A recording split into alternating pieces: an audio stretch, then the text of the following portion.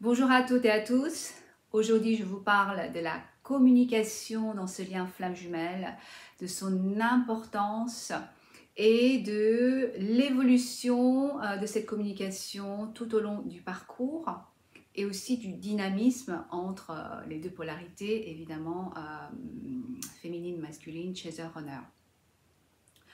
Alors, tout d'abord, dans la première phase, ce que j'appelle la phase d'interaction après la reconnaissance de l'âme, la communication se fait à deux niveaux de réalité. La réalité 5D, dimension 5D et 3D. En 5D, il y a deux types de communication, messages, c'est-à-dire tout d'abord, il y a les messages que nous allons recevoir de nos soi supérieurs à partir de l'essence de notre jumeau ou jumelle d'âme, directement en passant par notre soi supérieur. Voilà, message de canalisation intuitif, etc. Des images, voilà, on va recevoir plein de choses, tout ce que nous avons besoin, donc ça peut être des messages d'amour comme des messages de mémoire karmique commune, de voilà, tout ce qu'on a besoin tout le long de notre parcours, on va le recevoir. Après, il y a la télépathie entre jumeaux, et là c'est plus de nos personnages humains, donc où on va pouvoir lire les pensées de l'autre, ressentir les émotions, etc. C'est vraiment l'échange.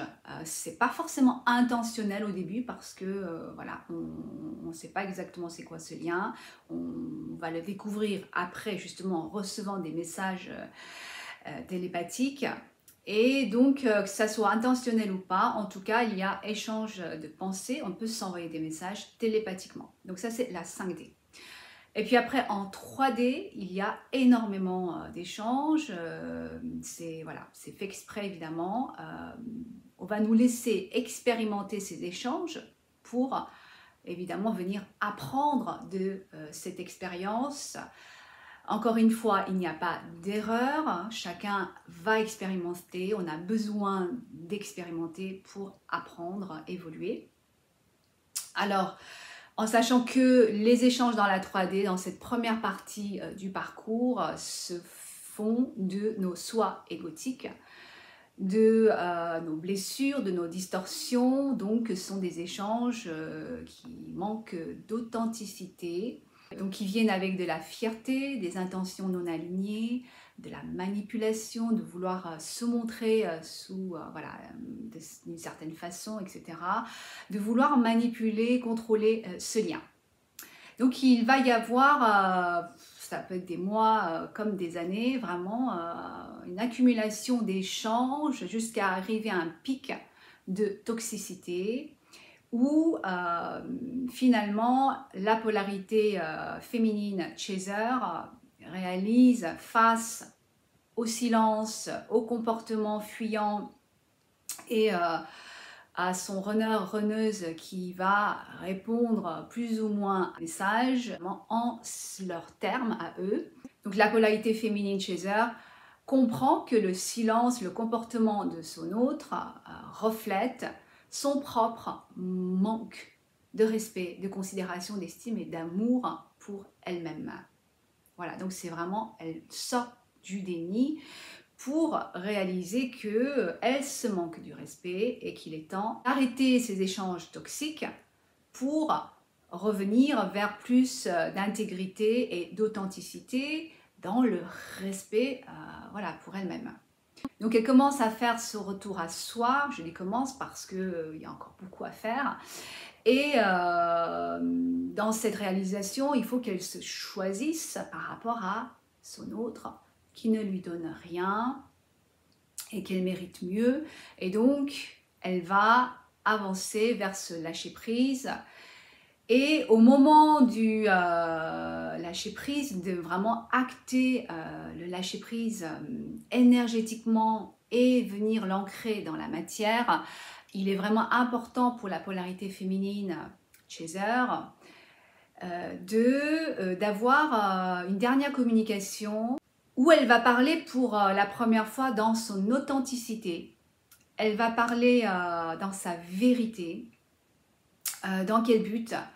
Eh bien, dans le but de vraiment honorer ses sentiments, de se positionner clairement et voilà, de vraiment acter ce lâcher-prise pour aller dans la séparation. Le message qui dit en gros, je t'aime, mais on ne veut pas la même chose, dans le respect de nos choix divergents, on se libère et puis j'ai confiance en l'univers, voilà, que si nous choisissons, le jour où nous choisissons la même réalité, ben, on sera ramené l'un à l'autre.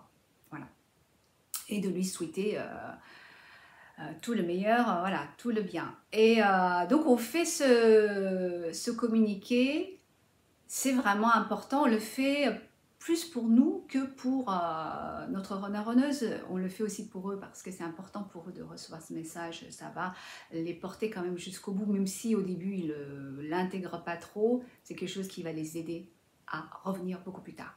Mais on le fait d'abord pour nous parce qu'il y a vraiment un besoin, c'est une pulsion qui vient de l'intérieur de l'âme qui veut parler sa vérité, qui veut vraiment honorer cet amour, honorer nos sentiments, malgré l'impossibilité d'être en union maintenant, malgré tous les obstacles, les difficultés et l'impossibilité de la part de notre autre, voilà, d'être dans cette connexion, mais de dire mon amour et mes sentiments sont valides, voilà, très important.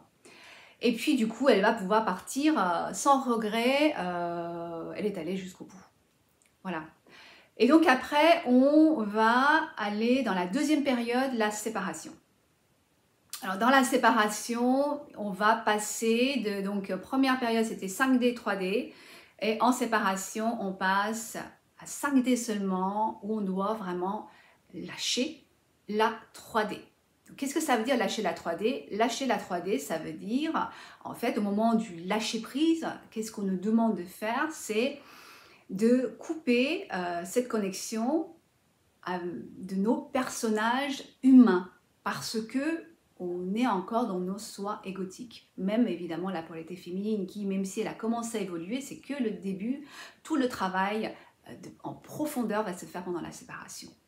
Donc voilà, on n'est pas meilleur, plus en avance ou supérieur en quoi que ce soit à notre autre. Nous sommes tous les, il faut constater, accepter que nous ne sommes pas prêts, et c'est normal, hein, et vraiment de se dire la séparation, la coupure qu'on fait, c'est vraiment de nos soi égotiques.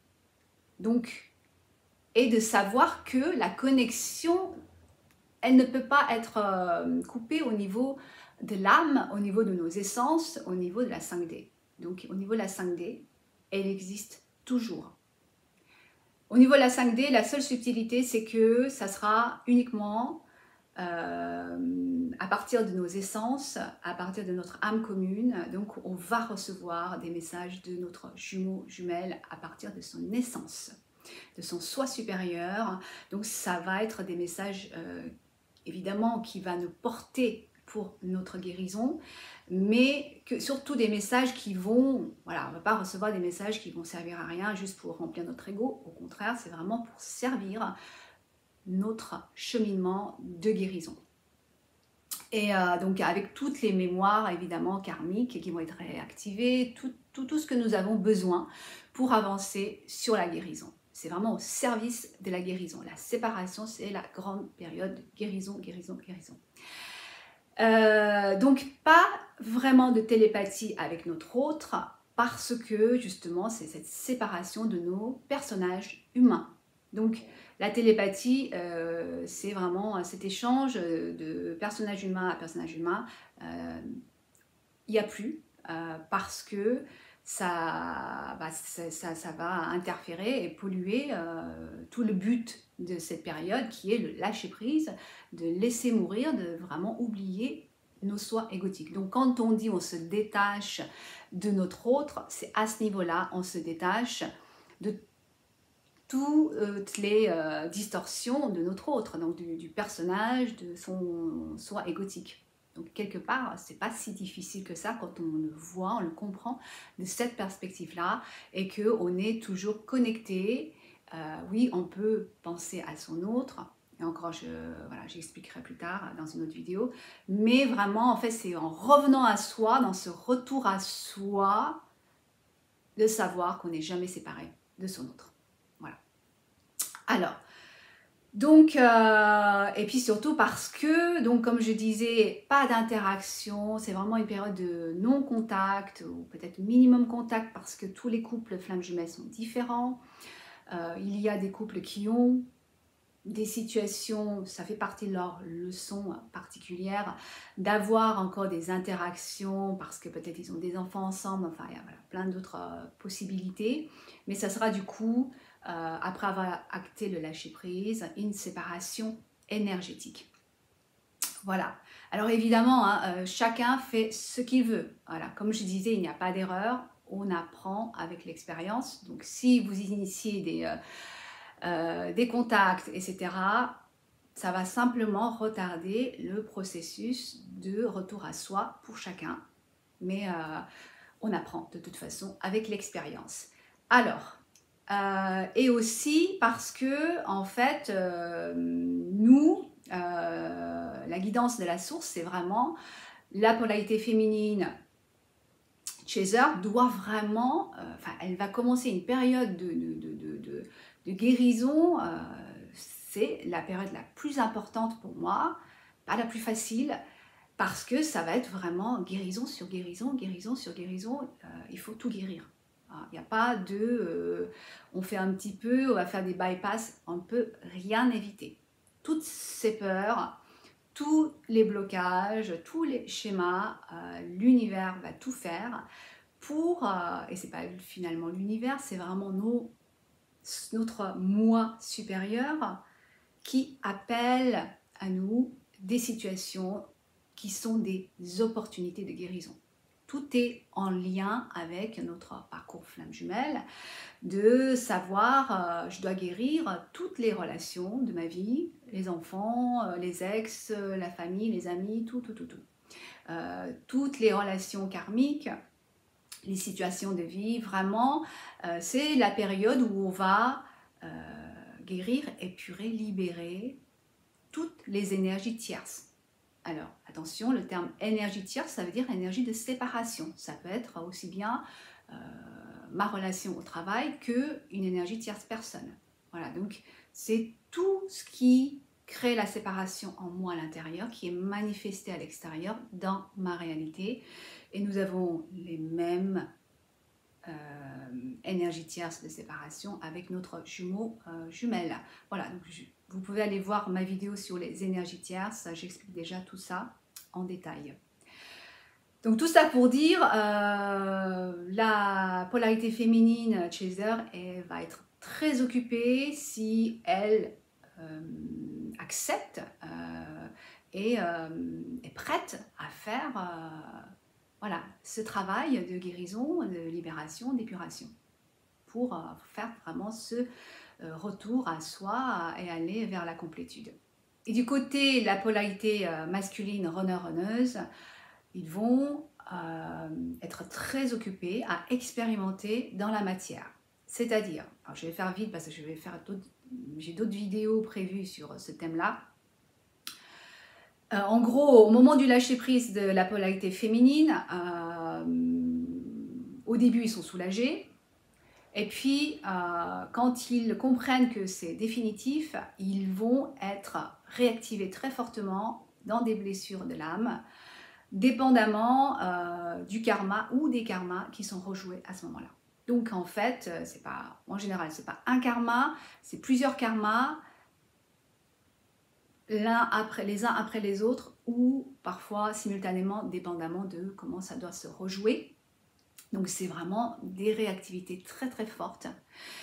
Et contrairement à ce que beaucoup disent sur le net et ce que pensent certaines féminines, c'est pas au moment du lâcher prise de la polarité féminine chaser que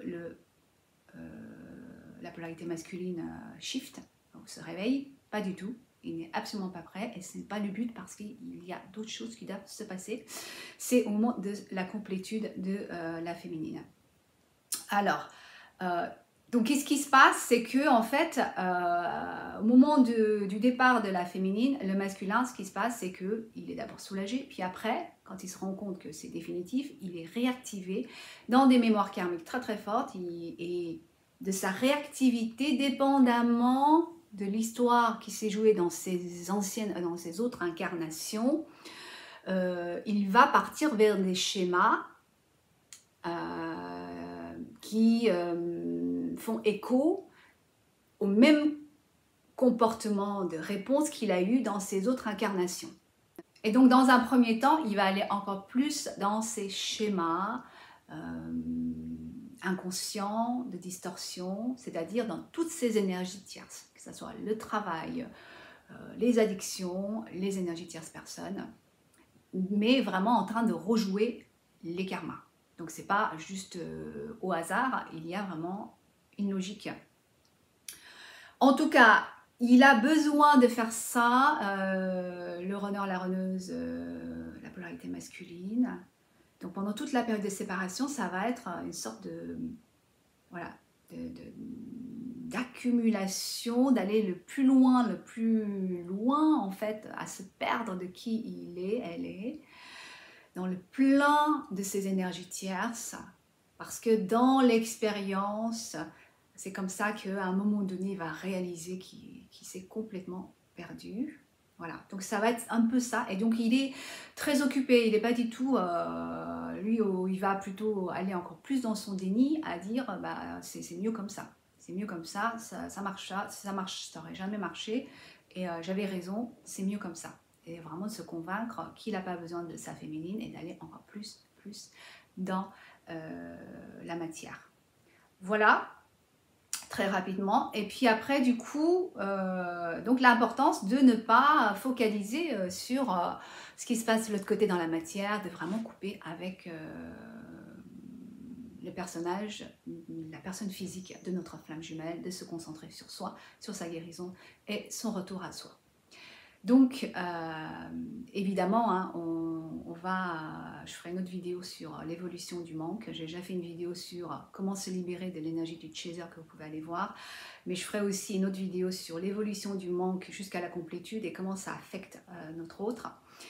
Et en tout cas, oui, il y aura bien sûr cette pulsion de vouloir contacter l'autre ou de la curiosité de savoir ce qui se passe. Enfin, voilà. Mais c'est quelque chose justement qui se travaille.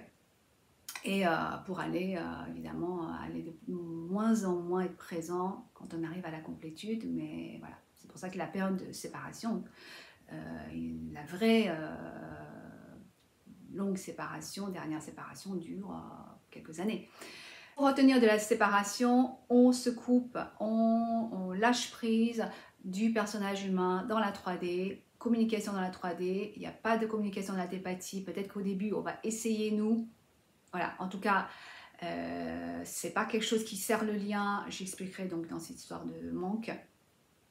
Pour l'instant, ce qui est important de savoir, c'est que on est toujours connecté. Le lien, on ne le perd pas, évidemment, on ne peut pas, c'est l'autre aspect de nous-mêmes.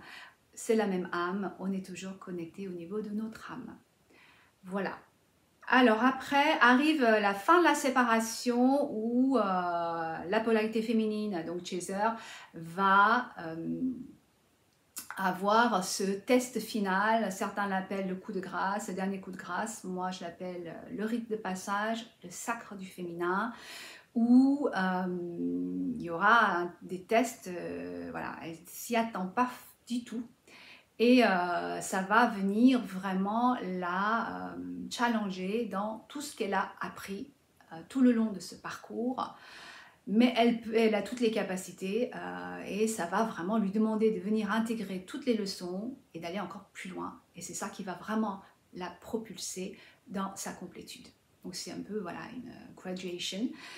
Et, mais elle en est tout à fait capable. Donc, et c'est pour sa libération finale, quoi. Et la complétude de la polarité féminine chez eux va provoquer le réveil du runneuse, qui va être brutal et intense. J'ai fait une autre vidéo sur le réveil du runner, où moi j'ai expérimenté le réveil de mon runner, donc je vous invite à aller voir. Et donc, évidemment, là, au réveil du runner, on va shifter dans la troisième partie qui est la pré-réunion, réunion. Et donc, à ce moment-là, on shift de 5D. Il y a un retour, évidemment la 5D existe toujours, mais un retour très timide, progressif dans la 3D. Au réveil, le runner, la runneuse prend conscience de ce lien, a compris qui voilà, nous étions pour eux. Et donc, évidemment, il y a, à partir du personnage humain, le personnage humain, le mental du personnage humain physique est enfin connecté à son soi supérieur. Voilà, donc il reçoit toutes les informations, il comprend tout. Et donc à ce moment-là, évidemment, énergétiquement, il y a ce retour énergétique d'abord, il y a vraiment cette, voilà, il se redirige énergétiquement au niveau de son attention pour la polarité féminine, maintenant qu'elle est dans sa complétude. Voilà, il y a vraiment cet attrait, cette attirance, à nouveau, très très forte. Et donc il y aura un retour énergétique d'abord, et qui peut aussi se manifester par un retour dans la matière, par un petit message timide, etc. Mais ce n'est pas encore le vrai retour, la réunion. Voilà. En sachant que cette période est importante pour le runner, il doit d'abord se retrouver, il doit d'abord accepter ce lien, etc. Et puis après, faire face à toutes ces peurs pour pouvoir vraiment acter le retour et la réunion.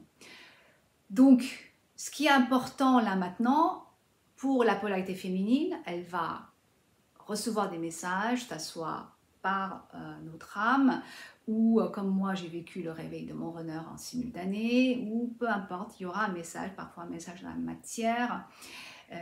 Voilà, on le sait intuitivement que notre runner est réveillé.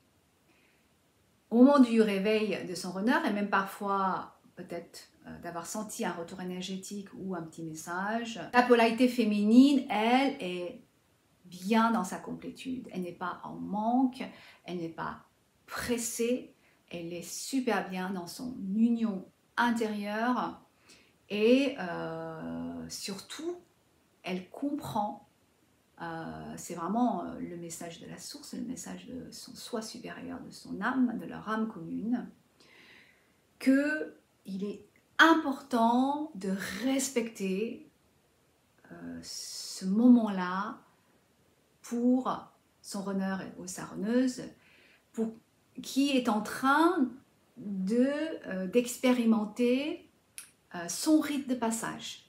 Hein, donc de vraiment faire face à toutes ces peurs et pour vraiment pouvoir revenir dans, à un moment donné, se choisir, revenir, ce retour à soi, dans sa complétude à lui, à elle, pour venir incarner le masculin sacré.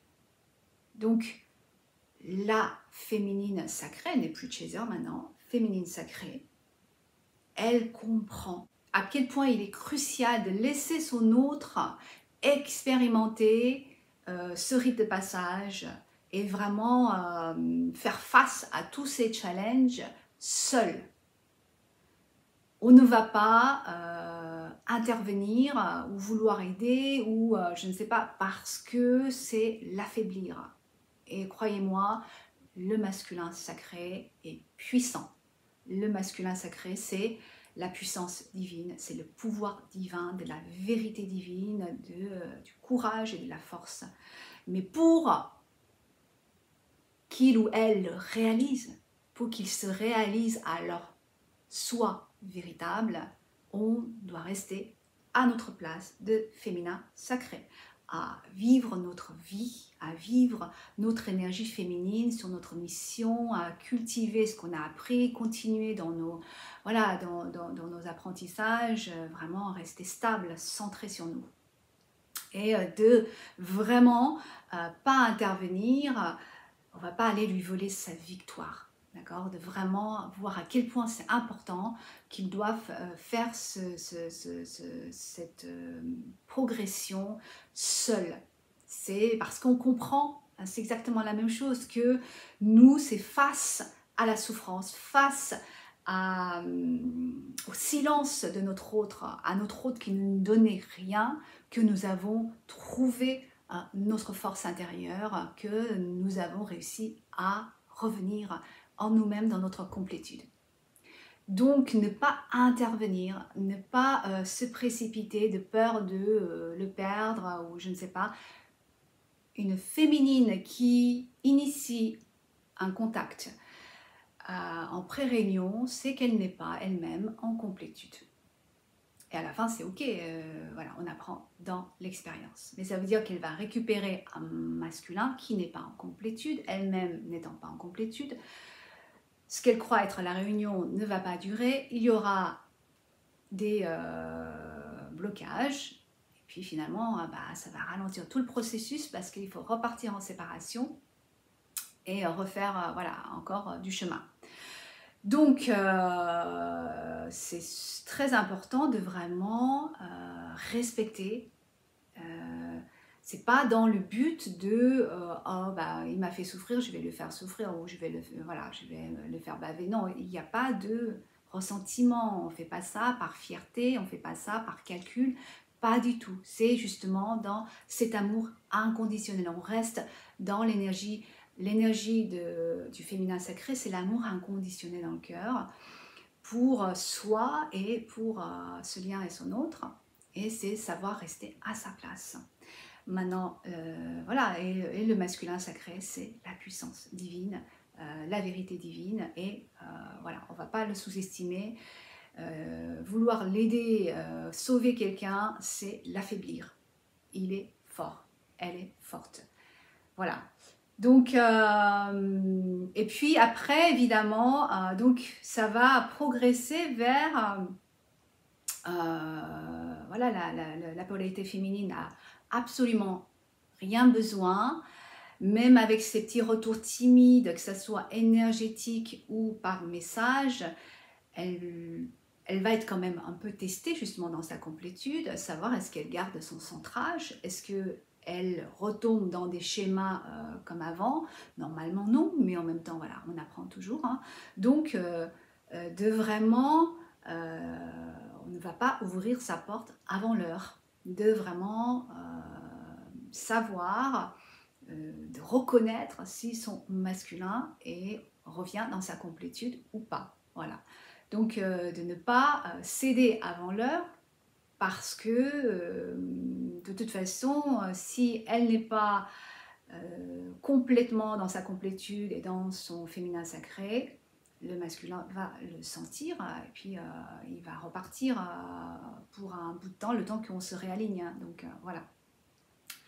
Et donc ça va être comme ça tout le long jusqu'à la réunion où effectivement il va revenir un jour où il sera dans sa complétude, ou elle, hein, pardon, mais voilà, en français c'est difficile avec tous ces pronoms, de vraiment revenir dans sa complétude, dans sa pleine puissance du masculin sacré, avec sa vérité divine, son courage, de vraiment être présent, de pouvoir choisir en assumant ses choix, d'être complètement lui et elle, d'assumer, de choisir ce lien et de nous choisir. Donc voilà, c'est ça, le vrai retour pour la réunion. Donc il faut savoir reconnaître, mais c'est vraiment en fait en miroir de toute façon de notre énergie à la féminine. Et du coup, on n'est pas en attente de son masculin, on vit dans son féminin sacré, on continue voilà, de cultiver, de se recentrer à fond dans notre mission de vie, etc. Et il y a Il n'y a pas de peur, de perdre, de manquer quoi que ce soit. Voilà pour la communication flamme jumelle.